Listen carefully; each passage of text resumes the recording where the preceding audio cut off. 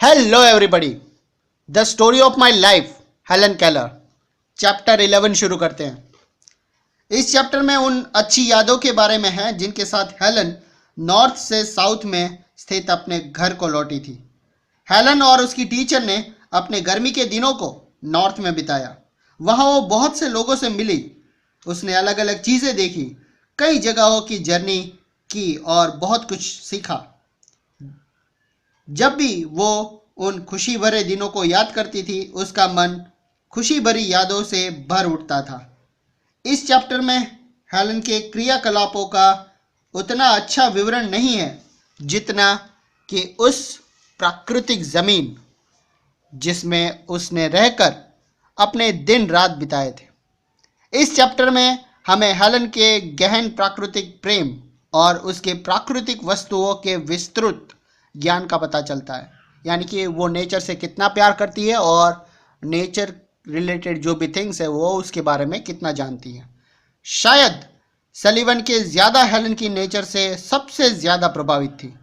ये उससे भी ज़्यादा आश्चर्यजनक बात है कि एक अंधी बहरी लड़की नेचर के प्रति इतनी अट्रैक्ट कैसे थी. उसका अलग अलग पेड़ों, फूलों और फूलों का यानी कि फलों का ज्ञान और उसके सूंघने की शक्ति हमें आश्चर्यचकित करती है.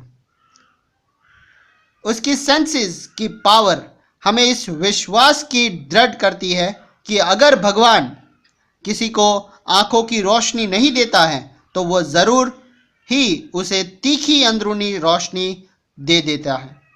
इस तरह भगवान अपने सेवकों की क्षतिपूर्ति करता है. हमारे सामने जॉन मिल्टन का एग्जाम्पल है, जिन्होंने अंधे होने के बाद पैराडाइज लॉस्ट की रचना की थी. अंग्रेज रूमानी कवि जॉन किट्स अपनी सेंसेस पावर के लिए जाने जाते हैं.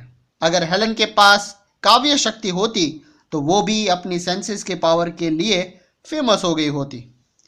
नॉर्थ भाग से लौटकर हेलन ने पतझड़ के मौसम को अपने परिवार के साथ उनकी कुटिया यानी कि एक हट जैसा था उसमें टस्कम्बिया से लगभग 14 माइल दूर एक पहाड़ पर बिताया.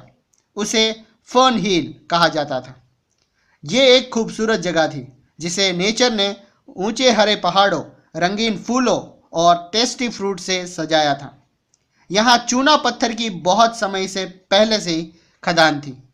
ऊपर की चट्टानों पर स्थित झरनों से प्रवाहित होने वाली 3 छोटी धाराएं वहाँ बहती थी.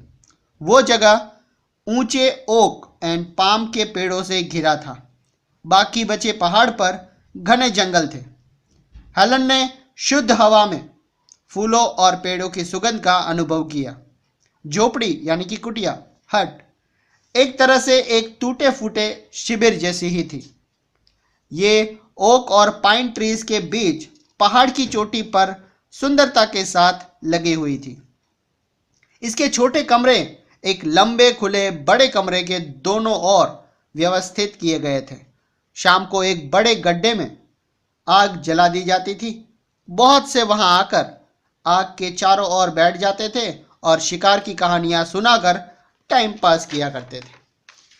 हेलन ने भी उनके साथ हिरन, चिड़ियों ऐसी एटसेट्रा रिलेटेड अनुभवों को उनके साथ शेयर किया.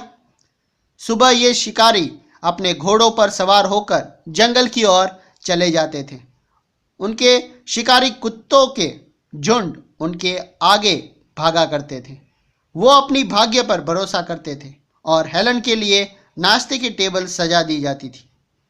वो सूअर के भुने हुए मांस और अगर शिकारी का भाग्यशाली होना हुआ तो हिरन के मांस से अपनी भूख मिटाते थे. हेलन नेचर की खूबसूरती का अनुभव करते हुए जंगल में घुमा करती थी.